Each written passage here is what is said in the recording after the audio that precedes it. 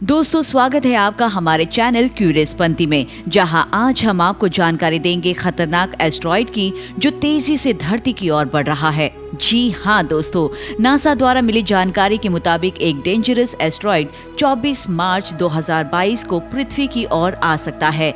ये खबर उस घटना के महज कुछ दिनों बाद ही आई है जब एस्ट्रोनॉमर्स ने ऐसे ही एक एस्टेरॉयड के धरती से टकराने की जानकारी दी थी। इसी के साथ उन्होंने ये भी बताया था कि गुरुवार को एक और अंतरिक्ष वस्तु ग्रह के करीब आने के लिए तैयार है। एस्टेरॉयड 2013 BO76 पृथ्वी के करीब से 51,11,759 किलोमीटर की दूरी पर से होकर गुजरेगा, जो नासा के लिए संभावित खतरनाक एस्टेरॉयड के रूप में परिभाषित करने के बेहद करीब है। इस एस्टेरॉयड का व्यास लगभग 450 मीटर है, यानी ये इतना विशाल है कि यदि ये धरती से सच में टकराता है तो ये बहुत बड़ी तबाही ला सकता है। हालांकि हमारा प्लैनेट इसके खतरे से बचा रहेगा, क्योंकि वो एस्टेरॉयड को अपने ऑर्बिट में घुसने से पहले ही देख लेगा। बताया जा रहा है कि जैसे ही ये एस्टेरॉयड धरती के करीब आएगा, ये 4,95,013.45 किलोमीटर प्रति घंटे की चौंका देने वाली गति से उड़ान भरेगा।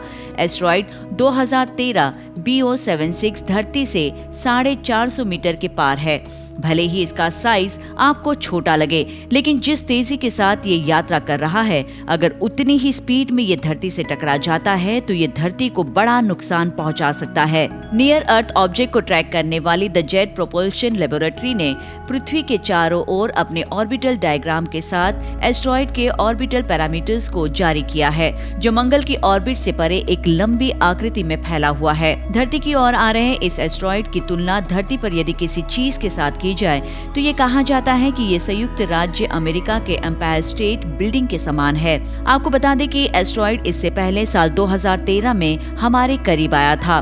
तब इसने पृथ्वी से 78,88,295 किलोमीटर की दूरी पर उड़ान भरी थी। JPL ने कहा कि गुरुवार की इस घटना के बाद एस्टेरॉयड अगली बार 14 जुलाई 2033 को पृथ्वी का दौरा करेगा। माना जा रहा है कि तब एस्टेरॉयड 2013 BO76 धरती के करीब 1,91,85,926 किलोमीटर की दूरी पर होगा। वैसे बात करें लेटेस्ट एस्टेरॉयड की, तो ये उस घटना के महज कुछ दिनों बाद धरती के करीब आया जब एस्ट्रोनॉमर्स ने ऐसे ही एक एस्टेरॉयड के धरती से टकराने की बात का खुलासा किया था।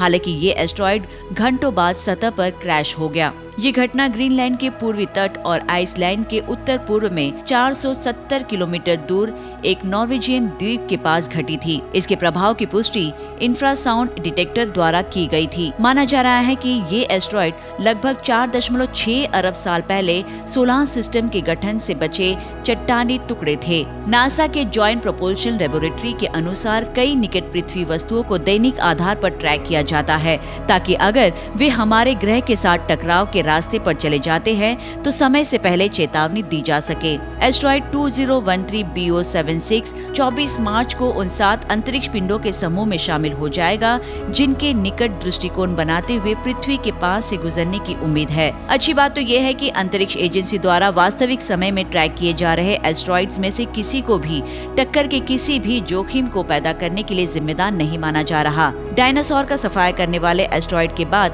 हमारे प्लैनेट ने किसी भी विनाशकारी एस्टेरॉयड को अब तक नहीं देखा, और उम्मीद करते हैं ऐसा कोई एस्टेरॉयड हम कभी देखे भी ना। इस पर क्या है आपकी राय? कमेंट कर हमें जरूर बताएं। देश और दुनिया की ऐसी ही इंटरेस्टिंग बातों को जानने के लिए हमारे चैनल को सब्सक्राइब करना ना भूलें।